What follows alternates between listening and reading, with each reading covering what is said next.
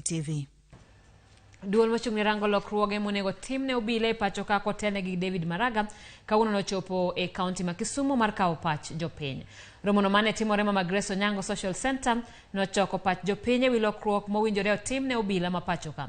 Duolno masani wuotho e ute jela mopogore opogore pacho ka kaachiel kod kuonde ma obila odakie to kod kuonde ma gitiye biro ndiko lipot ma gibiro chwalo ne jatend piny Kenya mar timo lokruoge mowinjore.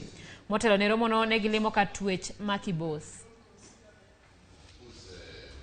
We have made a recommendation that we need to ensure psychosocial support is presented at the station level, not at the high level as is now.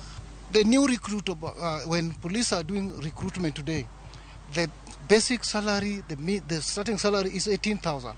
If you look at that, I think that is very, very insufficient.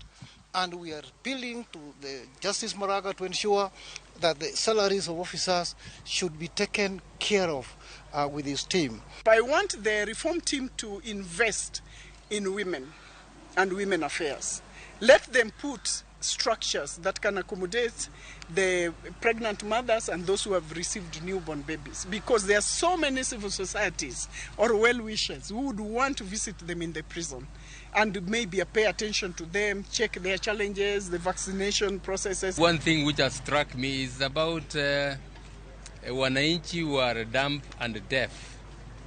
Sometimes we don't remember to facilitate them when they want to make a complaint to the police, when they have been offended and they want to be to be served by the police. The prison, you know, the prison was constructed quite some times back, 1961. The facility is having a large group of inmates, and the facility, of course, it is challenged. There are a few challenges there. We are going to make appropriate recommendations.